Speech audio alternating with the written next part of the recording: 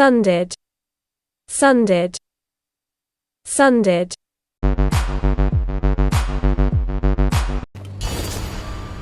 My name is, of course, Coop, and we're going to be looking at a side-scrolling Metroidvania local co-op game up to 4 players called Sundered. 2017, Canadian studio called Thunder Lotus Games. Now, there's something that very much stands out to me with this indie, and it's its design of the enemies. Hand-drawn animations, beautiful levels, and just massive, huge traversable maps. As a standalone single-player Metroidvania, it's very strong.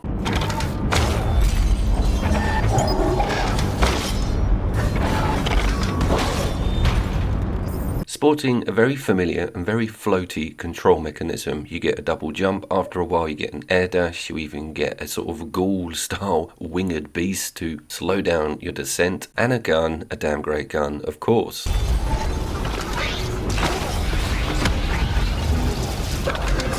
As you can see, hectic hordes are the name of the game, and it often floods, traps you in rooms, makes you slaughter everything for a reward or to unlock a door or shortcut. There's mini bosses all over the map, and the bigger main bosses are truly unbelievable. The last time I saw stuff this massive in an indie game might have been something like Blasphemous or even the Sacred Valfaris. Its zoom-in capabilities for keeping all of the play on the one screen is actually incredible, something you rarely see nowadays.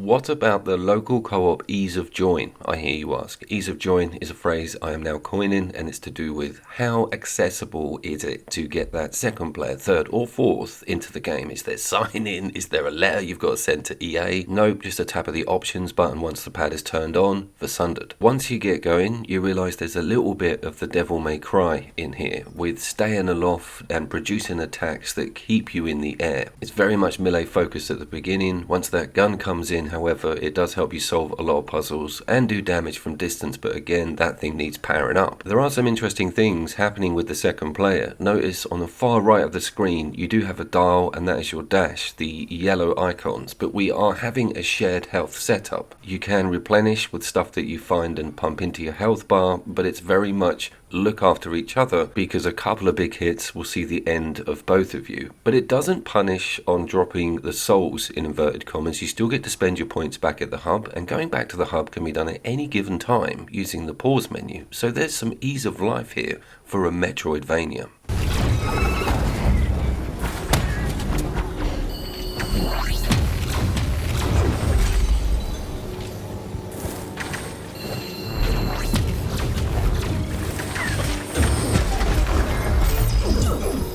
Jumping and platforming and wall jumping and falling through platforms also is a major gaming aspect. Some areas are cordoned off until you get that double jump working, and avoiding and getting out of the way of stuff is kind of the main idea. You don't technically have a block at this stage. You do, however, have a massive roll dash on circle, which is huge. And you saw when I fell down earlier then, normally a platformer would sort of put me off screen with that. The panning out of that camera does technically keep up. It doesn't do it as fast as I'd like to see it, but it's very cool being able to have two people exist in the same area, and that camera technically allowing for non-tethered gameplay to a certain extent.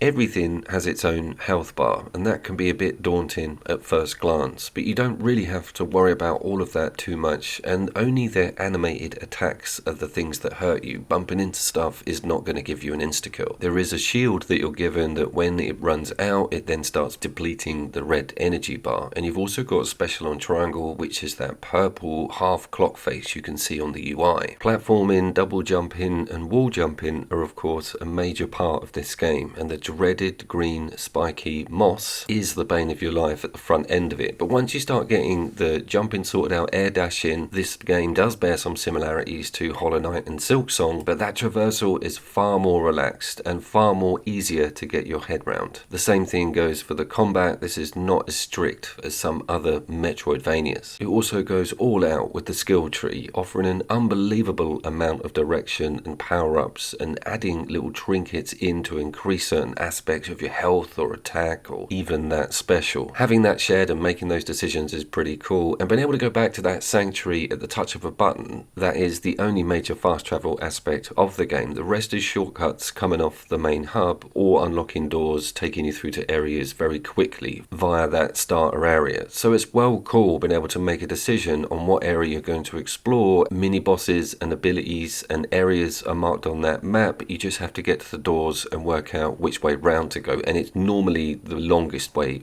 or the most awkward direction to take. You get these little square doors indicating on the map which ones you can go through. Very similar to the Fury Unleashed system, with the squares that flash which indicate a sort of direction to take with a reward at the end of it, because it's just way too much to take in. The size of that map is a bit of a mind blower. It's colossal, and you get to put it on with L2 whenever you want during game. Things don't have to technically stop or go into another menu to see where you are. It's also got quite a lot of dark story and set pieces and voiceovers in it, and the bosses, as you saw, are just nightmare feel good. There are certain NPCs morbidly encased in what looks like biomechanical cryo chambers.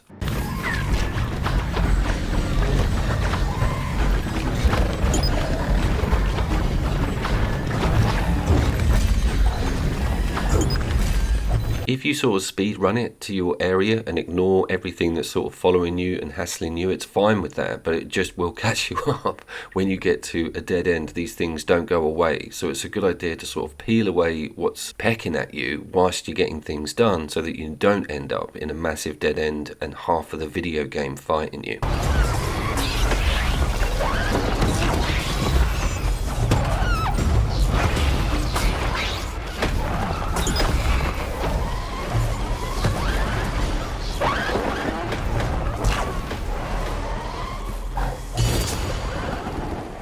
Trying to imagine this 4-player is also quite a daunting task. We didn't lose each other on the screen because of the massive markers, but it is quite complicated when stuff gets super busy. You're all in this massive brawl in the middle of the screen. It's a little bit like that smoke in a cartoon with a fist and a head and a foot comes out. You're both just realizing that you've been watching the wrong character for the last couple of seconds. But for me, that's kind of a little bit of the charm, how crazy and hectic it goes when there's 2 players on screen. But again, I'm not too sure how manageable 3 and 4 players would be.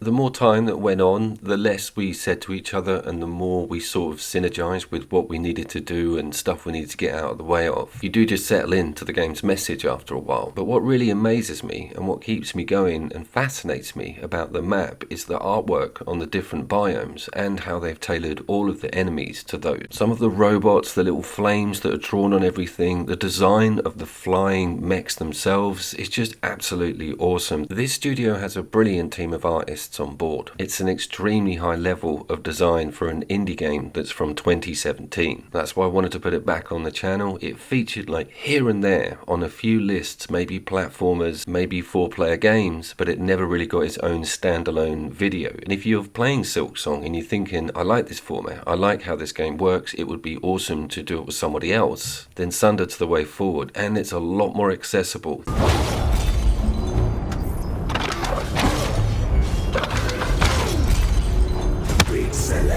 Das Grauschen hält der Lauch. I also, if I could be so bold, partner this video up with another standalone indie local co-op review under the name of Cryptarch, a roguelike as opposed to a Metroidvania, a solid twin stick, and also from 2017 on its console release.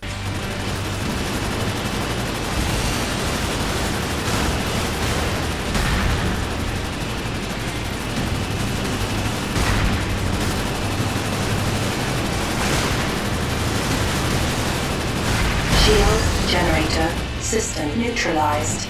At the time of recording this video, Borderlands 4 has just been released. I will be getting my physical copy this week and getting the local co-op footage on the channel as soon as possible. I'm also working on that split screen Gears of War campaign list, which is proving to be pretty damned epic. Where can I find all these awesome standalone local co-op video game reviews? They are on a playlist on the channel. Just on the home screen, you've got the whole list, which is frequently updated.